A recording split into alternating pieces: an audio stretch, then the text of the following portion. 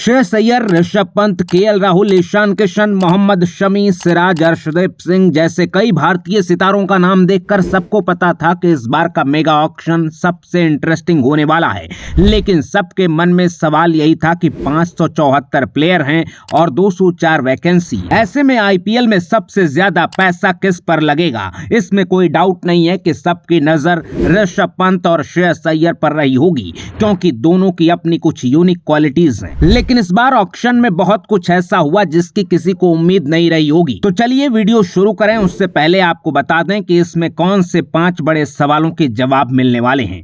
Number 1, Venkatesh Iyer पर KKR ने 23 करोड़ 75 लाख क्यों खर्च किए? नंबर 2, शाहरुख खान की केकेआर ने एक कमिटमेंट के लिए 10 करोड़ रुपए क्यों उड़ाए? नंबर 3, केएल राहुल पर चिल्लाने वाले गोयनका ने पंत को 27 करोड़ क्यों दिए? नंबर 4, ऑक्शन में जाने से सबसे ज्यादा फायदा किसका हुआ? नंबर 5, ऑक्शन में किस टीम ने सबसे अच्छी डील की? सबसे पहले बात पिछले साल के चैंपियन कैप्टन श्रेयस अय्यर की। सबको लग रहा था कि अय्यर की किस्मत साथ नहीं दे रही है, बीसीसीआई से लगातार इग्नोर हो रहे हैं, लेकिन अय्यर के दिमाग में कुछ और ही चल रहा था। टीम इंडिया से लगातार आउट होने के बावजूद अय्यर का कॉन्फिडेंस 7वें आसमान पर था। अय्यर ने समझौता करने से इनकार कर दिया, क्योंकि जब रिटेंशन की बारी आई तो अय्यर ने केकेआर में सिर्फ टॉप स्पॉट यानी 18 करोड़ ही नहीं बल्कि 21 करोड़ रुपए मांगे। बात नहीं बन पाई तो अय्यर को छोड़ दिया गया। आखिरकार इंतजार खत्म हुआ। जब नीलामी की तारीख आई तो ऑक्शन से ठीक एक दिन पहले अय्यर ने मौके पर चौका लगाकर सबको अपनी कीमत याद दिला दी, जब गोवा के खिलाफ टी20 टूर्नामेंट सैयद मुश्ताक अली ट्रॉफी में 57 गेंदों में 130 रन ठोक दिए। इसके अलावा अय्यर आईपीएल 2024 के बेस्ट कैप्टन थे और उनको पता था कि ऑक्शन में कई टीमें कप्तान के लिए लड़ने वाली हैं। ऐसे में रिटेंशन में समझौता करने से उनको हर तरह से नुकसान ही होगा। अय्यर की सोच बिल्कुल सही निकली। जब अय्यर ने ऑक्शन शुरू होते ही आईपीएल के सारे रिकॉर्ड तोड़ दिए। दिल्ली कैपिटल्स के साथ रेस में पड़ी प्रीति जिंटा की पंजाब ने अय्यर के ऊपर 26 करोड़ 75 लाख रुपए खर्च किए। पिछले साल के सबसे महंगे player Mitchell Starc 24 crore 75 lakh में बिके थे। अय्यर ने 2 करोड़ ज्यादा प्राइस लेकर सबको चौंका दिया। लेकिन इससे भी ज्यादा चौंकाने वाली बात पंजाब किंग्स की डील फाइनल होने के बाद पता चली।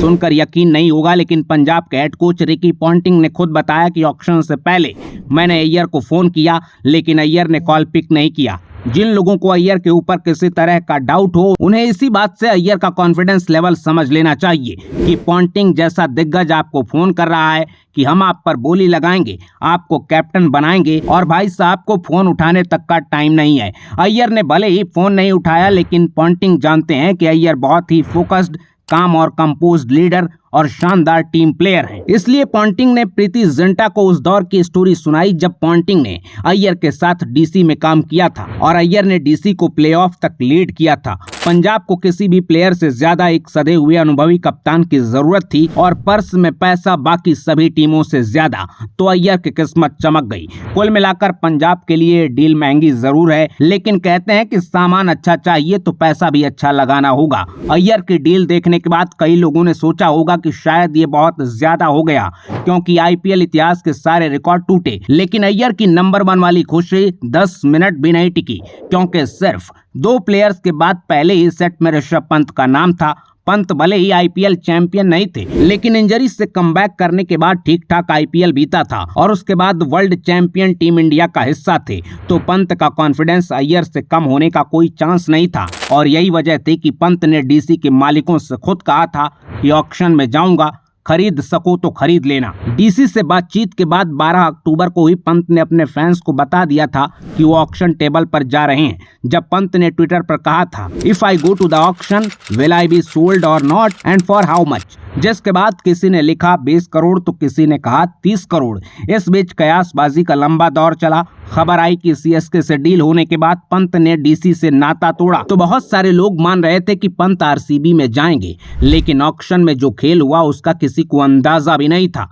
क्योंकि पंत की तरफ देखने से पहले सीएसके ने अपना पर्स देखा। इतने में एलएसजी बिडिंग वॉर में कूद गई। आरसीबी और एसआरएच ने भी पंत पर बोली लगाई, लेकिन गोयनका साहब ने सबको साइड करके 20 करोड़ 75 लाख में पंत को खरीद लिया। अब इसके बाद डीसी ने आरटीएम का इस्तेमाल किया और लखनऊ को ऐसी बोली लगाने के लिए मजबूर कर दिया जिसके बाद दूसरी टीमों के लिए सोचना भी मुश्किल हो जाए। एलएसजी का प्लान पहले से क्लियर था तो सोचने में ज्यादा देर नहीं लगी और पिछले साल केएल राहुल से भरे स्टेडियम में भिड़ने वाले संजीव गोयनका ने सीधे 27 करोड़ का दांव खेल दिया, जिसके बाद डीसी के मालिकों को हाथ जोड़ना पड़ा और एक झटके में पंत ने आईपीएल के सारे रिकॉर्ड पीछे छोड़ दिए। इस डील के बाद बहुत सारे लोग अभी भी सोच रहे हैं कि एलएसजी ने 20 करोड़ 75 लाख के बाद सीधे 27 करोड़ का खेल क्यों किया। 2-3 करोड़ रुपए भी तो बढ़ाए जा सकते थे। तो चलिए 4 लाइन में आप सबको समझाते हैं आरटीएम की कहानी। ज्यादातर लोगों को पता है कि आरटीएम यानी राइट टू मैच, जिसका मतलब है कि किसी भी प्लेयर की पुरानी टीम आखिरी बोली को मैच करके उसे रोक सकती है। लेकिन इस रूल का असली खेल ये है कि आरटीएम के बाद दूसरी टीमों को सिर्फ एक चांस मिलता है। मान लीजिए पंत के लिए दिल्ली कैपिटल्स ने 20 करोड़ 75 लाख पर आरटीएम यूज किया, इसके बाद एलएसजी ने 25 करोड़ की बोली लगाई होती तो इसमें किसी तीसरी टीम का कोई रोल नहीं होता और अगर डीसी 25 करोड़ रुपए मैच करने को तैयार हो जाती तो एलएसजी का पंत को लाने का प्लान अधूरा रह जाता। इसलिए गोयनका साहब ने सोचा रिस्क फ्री खेलते हैं, तो पंत की डील सीधे 27 करोड़ तक पहुंचा दी, जिसके बाद डीसी की हिम्मत टूट गई। इस ऐतिहासिक डील के बाद ऑक्शन में पंत ने आग लगा दी, लेकिन बहुत सारे फैन आईपीएल 2024 की वो तस्वीर भूल नहीं पा रहे हैं। केएल राहुल की जगह पंत को इमेजिन करके लोग परेशान हैं, क्योंकि गोयनका साहब हल्के आदमी नहीं है। पुणे की टीम में वो धोनी के साथ भी बदतमीजी कर चुके हैं। लेकिन इन सारी बातों से अलग सच्चाई ये है कि एक बार कोई प्लेयर ऑक्शन में कूदा तो इस बात पर उसका कोई कंट्रोल नहीं रह जाता कि वो अगला सीजन किस टीम से खेलेगा। खैर, अब सबको उम्मीद है कि पंत 27 करोड़ की वैल्यू डिलीवर करेंगे और गोयनका जी के प्रकोप से बचे रहेंगे। पंत और अय्यर की रिकॉर्ड तोड़ डील के बाद ऑक्शन का तीसरा सबसे बड़ा नाम बने वेंकटेश अय्यर, क्योंकि जिस केकेआर ने अपने चैंपियन कैप्टन श्रेयस अय्यर को 21 करोड़ देने से इनकार कर दिया था, शाहरुख खान की उसी टीम ने वेंकटेश अय्यर के ऊपर 23 करोड़ 75 लाख रुपए खर्च कर दिए। ये कहानी किसी को हजम होने वाली नहीं है, लेकिन केकेआर का वेंकटेश प्रेम नया नहीं है। 2022 में केकेआर ने वेंकटेश के लिए शुभमन गिल को रिलीज कर दिया था। वेंकटेश का केकेआर से ऐसा क्या कनेक्शन है इसका तो पता नहीं, लेकिन केकेआर के सीईओ वेंकी मैसूर ने अपने हिस्से की कहानी जरूर सुनाई। वेंकी ने कहा, हम अपने कोर प्लेयर्स को रिटेन करना चाहते थे और हमने जब वेंकटेश से रिटेंशन पर बात की थी तो वेंकटेश ने अपने बारे में ना सोचकर हमारे फैसले की तारीफ की थी और कहा था कि मुझे उम्मीद है कि केकेआर मुझे अपने साथ रखने का कोई न कोई रास्ता जरूर निकालेगी, लेकिन वो रास्ता करीब 24 करोड़ रुपए में बनेगा। इस बात का अंदाजा ना तो केकेआर के मैनेजमेंट को रहा होगा और ना ही वेंकटेश अय्यर को। खैर, जो भी हो, वेंकटेश अय्यर की लॉटरी लग गई है। ऑक्शन की टॉप स्टोरीज के बाद अब बात करते हैं इस बार ऐसे कौन से प्लेयर रहे जो बिके तो अच्छे रेट में, फिर भी उन्हें तगड़ा नुकसान हुआ है। सबसे पहला नाम पिछले साल चांदी कूटने वाले ऑस्ट्रेलिया के तूफानी बॉलर मिचेल स्टार्क का। स्टार्क को इस बार डीसी ने 11 करोड़ 75 लाख में खरीदा, लेकिन ऑस्ट्रेलियाई पेसर को पिछले सीजन के मुकाबले 13 करोड़ रुपए का नुकसान हुआ। मुंबई के लिए खेलने वाले ईशान किशन पर काव्या मारन ने 11 करोड़ 25 लाख रुपए खर्च किए, लेकिन एमआई से ईशान को 16 करोड़ रुपए मिलते थे।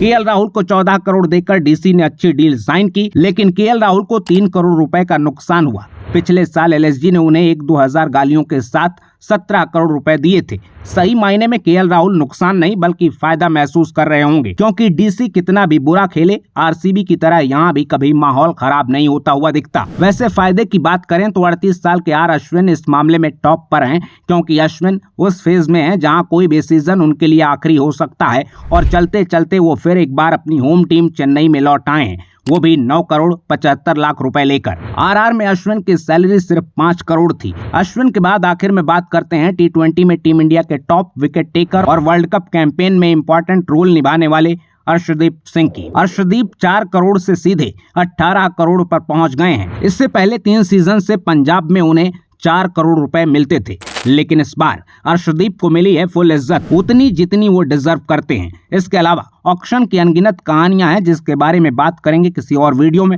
फिलहाल इस स्टोरी पर आप क्या कहेंगे कमेंट बॉक्स में अपनी राय जरूर बताइएगा। और आपके लिए इस बार का सबसे ओवररेटेड प्लेयर कौन है? अपने वन लाइनर के साथ वीडियो को शेयर करना बिल्कुल ना भूलिएगा। अपना ख्याल रखिए, आते रहिए। जय हिंद।